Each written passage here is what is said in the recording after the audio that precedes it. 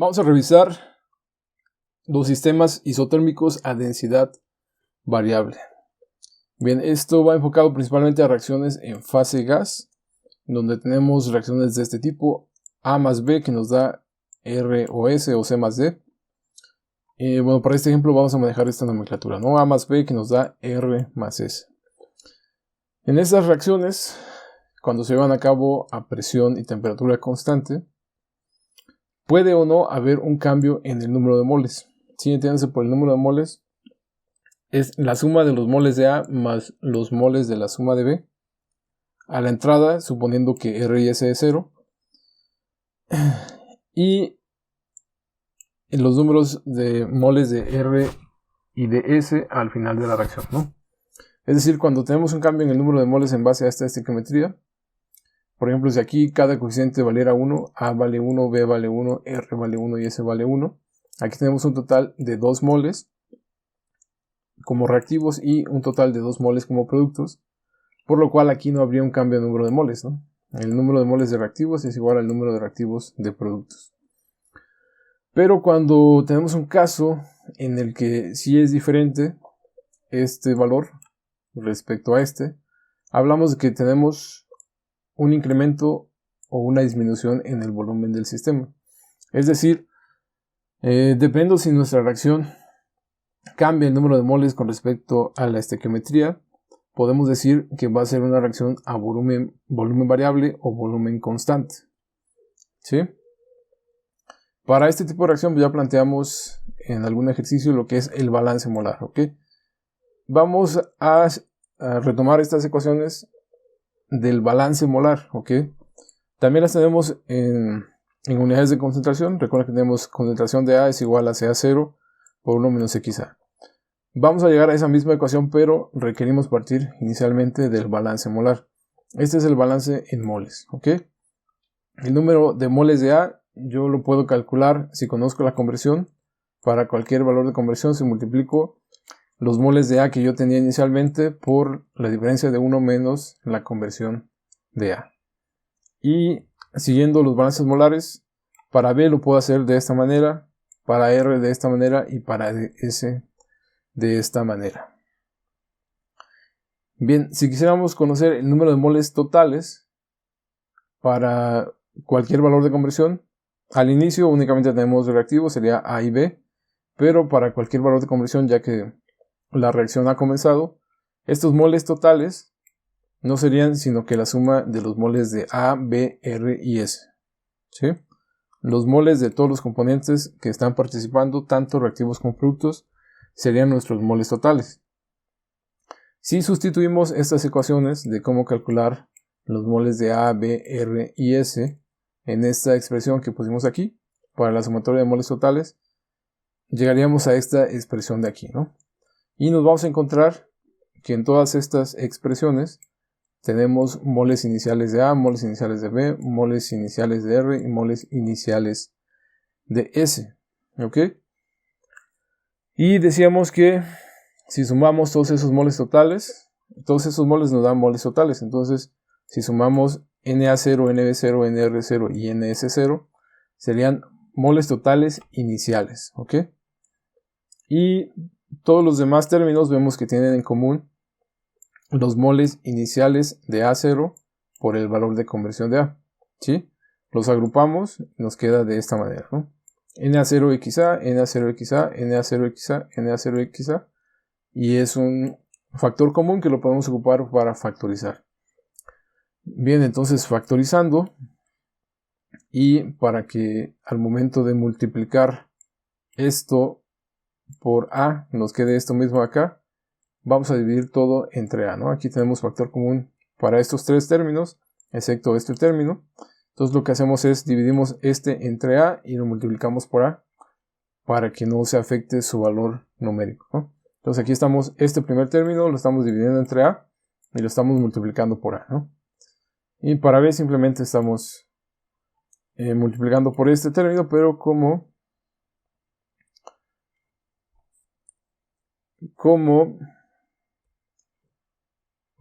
estamos factorizando entre 1 sobre A, simplemente nos queda multiplicar por B, ¿no? Por R y por S. Bien, la sumatoria de estos coeficientes estequiométricos A menos B más R más S lo podemos agrupar en un solo término que se llama delta N de reacción. Sí, si recordamos es la suma de los coeficientes estequiométricos. Eso aquí es el delta N de reacción, lo expresamos de esta manera. Y entonces si quisiéramos conocer los moles totales para cualquier valor de conversión, podemos simplificar esta expresión de esta manera, ¿no? Que es el número total de moles iniciales que teníamos, más la sumatoria de los moles iniciales del reactivo limitante por que multiplica el delta N de reacción por el valor de la conversión de A dividido entre el coeficiente estequiométrico del reactivo limitante. Entonces con esto ya tenemos esta expresión que nos va a permitir en su momento calcular el número de moles totales. ¿Ok? Y esto lo hacíamos para un sistema a volumen constante. Esto lo vamos a retomar y nos va a servir para los cálculos que requerimos cuando nuestro sistema es a volumen variable. Sí, para un volumen variable nos vamos a basar en esta imagen, ¿no? Tenemos un estado inicial y un estado final. Para este ejemplo tenemos que la temperatura es la misma al inicio y es la misma al final. Entonces este es un sistema isotérmico. La presión también se indica que es la misma en el estado inicial y que es la misma en el estado final. Por lo tanto, hablamos que el sistema es a presión constante, ¿no? Lo que vemos en la figura es que aquí tenemos un volumen inicial y este volumen aquí está disminuyendo. Entonces, no necesariamente puede disminuir, también puede aumentar el volumen. Sí, puede ser mayor el volumen. Lo que queremos indicar aquí es que tenemos un volumen inicial y después de que hay reacción tenemos un volumen que es diferente al volumen inicial, ¿no? Y repito, este puede ser mayor o puede ser menor que el volumen que teníamos inicialmente. Y también nos cambia el número de moles totales, ¿no? El número de moles totales al inicio es diferente en el estado final. Bien, de aquí si quisiéramos relacionar todas estas propiedades, podemos ocupar la ecuación de los gases ideales y decir que presión inicial por volumen inicial es igual al número total de moles iniciales por R por temperatura inicial, y en el estado final es la presión inicial por el volumen, que es diferente, por el número de moles totales, que es diferente, por R por temperatura inicial. Bien, y estas dos expresiones las vamos a ocupar para relacionar el estado final con el estado inicial. Lo hacemos de esta manera, ¿no? Para el estado inicial tenemos el estado final, que es esta expresión de acá. La vamos a poner en el numerador y en el denominador el estado inicial, que es este de aquí, ¿no? Entonces, si reducimos términos, este término con este término, se hace la unidad. Esta R es constante, es la misma, se hace la unidad y esto se hace la unidad. Y nos queda únicamente esta expresión que tenemos aquí. Si ya tenemos aquí un volumen que es diferente del volumen inicial y esta relación de moles totales, ¿no? Ok, entonces recordemos por acá vimos esta expresión que decíamos para el número de moles totales, llegábamos a esto aquí, ¿no? Si recuerdan, era la expresión 9, ¿no? Moles totales es esto mismo que tenemos aquí, simplemente estamos sustituyendo esa ecuación aquí y eso lo dividimos entre número de moles totales al inicio, ¿ok? Esto lo dejamos igual, volumen entre volumen 0. Ok, y esto nos ayuda a simplificar. Este término se divide entre este y se hace la unidad, que es lo que tenemos acá. Aquí si vemos tenemos moles de A al inicio entre moles totales. Bien, entonces esto, moles de A entre moles totales, ambos al inicio, nos da la fracción mol del componente A en el estado inicial, ¿no? fracción mol de A. Y bueno, esto acá sigue siendo lo mismo. Delta N XA dividido entre A, ¿no? A este término de aquí lo vamos a llamar factor de cambio, ¿sí? Ok, y eso nos va a estar indicando si hay un cambio o no de volumen. Si es 0, no hay cambio de volumen. Si es mayor que 0, es que se está incrementando el volumen. Y si es menor que 0, es que el volumen se está reduciendo, ¿no? Entonces tenemos ese término que lo vamos a estar llamando factor de cambio, ¿sí? Simplemente lo agrupamos y lo nombramos como epsilon subíndice A. Y ese es nuestro factor de cambio. Sustituyendo eso acá, en esta expresión, llegamos a esta otra de acá. ¿Ok? Entonces, de aquí despejamos, y si quisiéramos conocer el volumen a cualquier tiempo y a cualquier valor de conversión, lo podemos hacer de esta manera, ¿no? Despejamos volumen y nos queda volumen es igual a volumen inicial por 1 más EAXA. ¿Ok? Ahora bien, entonces recordemos que número de moles dividido entre el volumen nos da concentración. Por lo cual las ecuaciones que teníamos para el número del balance molar, las primeras ecuaciones, si las dividimos todas entre el volumen, estaríamos llegando a unidades de concentración. ¿Sí? Las ecuaciones 1 a 4. Los moles de A entre volumen nos daba, moles de A lo calculábamos NA0 por 1 menos XA. Esto entre el volumen, y el volumen lo calculamos como nos dice esta ecuación, la ecuación 16. B0 por 1 más EAXA. ¿Ok? Lo mismo para B, es la misma expresión que teníamos, solo que ahora la estamos dividiendo entre el volumen. ¿Sí? Lo mismo para los productos, para R entre el volumen, y para S entre volumen y volumen. Y esto pues se va a resumir a unidades de concentración. Esto entre esto sería concentración de A. Moles de A al inicio entre el volumen inicial sería concentración de A inicial. Lo mismo para concentración de B inicial. Y quedan de esta manera, ¿no? Estas ecuaciones, finalmente vamos a llegar a estas expresiones de acá, ¿no? Concentración de A. Entonces, si vemos, son las mismas ecuaciones a las que ya habíamos llegado en algún momento para calcular la concentración de A, solo que ahora, dependiendo si es un sistema de reacción de volumen constante o volumen variable, vamos a dividirlas por este término de acá. 1 más epsilon A por XA, ¿no? Que dijimos que ese es el factor de cambio por la conversión de A. Bien, entonces reiteramos estas expresiones que ya habíamos calculado sin este término de aquí.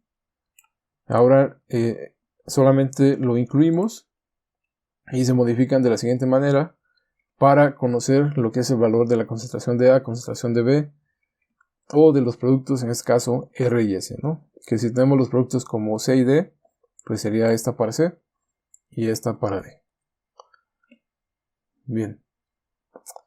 Esto es para un sistema isotérmico y a presión constante, ¿no? Para el caso en que tengamos también un cambio en la presión, un cambio en la temperatura, se pueden extender estas mismas expresiones. Se hace el mismo procedimiento que hicimos, relacionamos el estado inicial y el estado final, solo que haciendo la consideración de que la presión es diferente y que la temperatura es diferente, ¿no?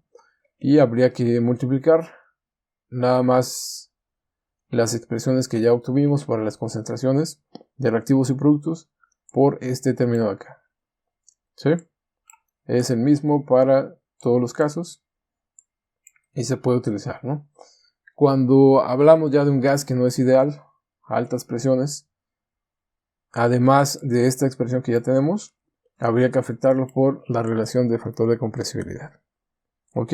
Y con esto ya podemos manejar nuestros datos tanto a volumen constante o a volumen variable, ¿no? que es lo mismo que se dice para densidad variable o densidad constante. ¿Por qué? Porque la densidad está en función del volumen. Si cambia el volumen, cambia la densidad, ¿no? Bien, entonces vamos a ver esto con un ejemplo.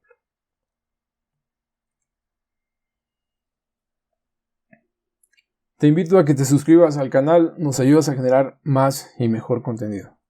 Recuerda que el material en PDF lo puedes descargar aquí en www.triangle.com/tutoriales. Te registras, es completamente gratis, y una vez que estés en el curso, particularmente en el curso de cinética, vas a encontrar de manera simultánea el video y el documento en PDF. Si te interesa descargar el PDF, das clic en esta pestaña, descargar, y lo tendrás para futuras consultas.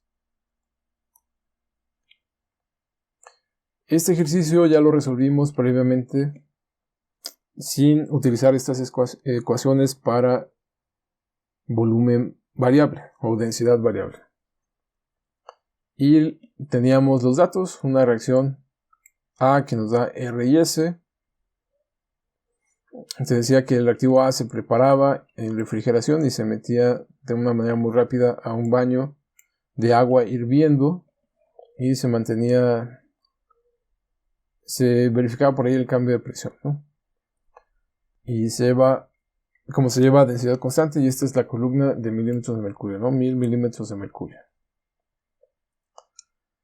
Bien, de este ejercicio nos daban los datos de tiempo y de la longitud que se desplazaba esta columna, ¿no? Aquí se iba midiendo esta columna y se encontraba que a medida que avanzaba el tiempo se llegaba hasta una longitud final de 9.4 centímetros por el efecto de la reacción. Bien, en ese primer análisis encontramos que cuando tenemos propiedades diferentes a la concentración o a la presión, podemos calcular la conversión de esta manera, ¿no? La propiedad en el tiempo n, la propiedad al tiempo inicial, la propiedad a un tiempo infinito y la propiedad del tiempo inicial, ¿no? En este caso hablamos de longitud. Entonces podíamos ocupar estas expresiones, sustituir simplemente y obtener el valor de conversión. Si recordamos, en este ejercicio no tenemos el dato al tiempo inicial, por lo que hacíamos este planteamiento, ¿no?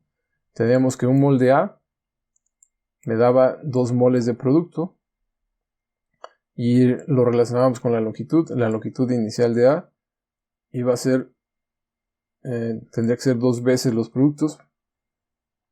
Tendría que ser el doble en los productos. La longitud de A inicial iba a ser el doble de longitud en los productos, ¿sí? Entonces en los productos va a ser 2LA. Entonces esta LA es L0. Aquí tiene que ser 2L0. Y esta 2L0 es la longitud de infinito. Relacionábamos estos dos de aquí.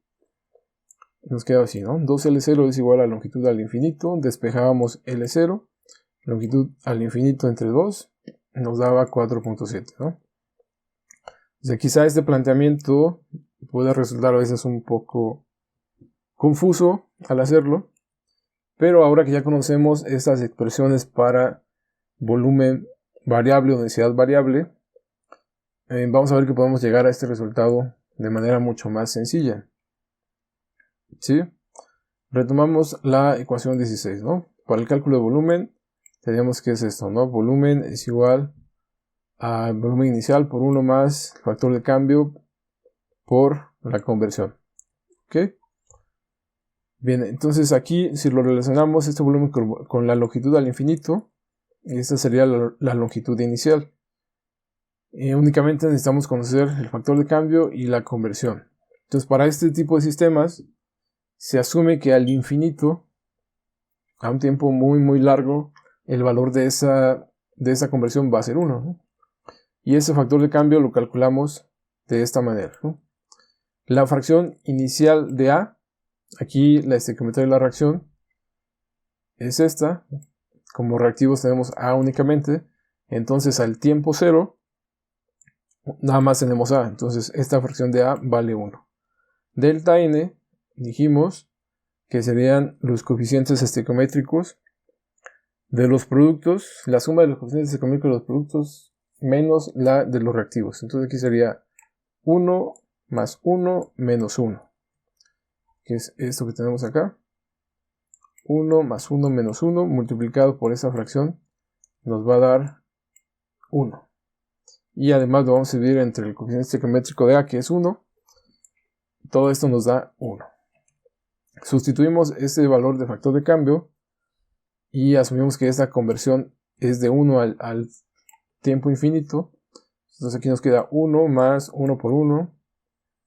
Nos va a quedar longitud de infinito es igual a longitud inicial por 1 más 1, que es lo mismo que esto de acá, ¿no? Longitud de infinito es igual a 2 veces la longitud inicial. Y quizás haciéndolo de esta manera sea un poco más fácil de ver el planteamiento que como lo hacíamos acá, ¿no? ¿Sí? Llegamos a lo mismo, pero aquí nos facilita un poco el procedimiento. Bien, entonces, si ya teníamos esos valores de aquí, obteníamos que el valor de L0, despejamos es L infinito entre 2, teníamos 9.4 entre 2 nos da 4.7. Entonces con ello ya podemos obtener estos valores de conversión. Simplemente sustituíamos y obteníamos estos datos de aquí, ¿no? Para este ejemplo también vamos a calcular la concentración de A, la concentración de R y la concentración de S.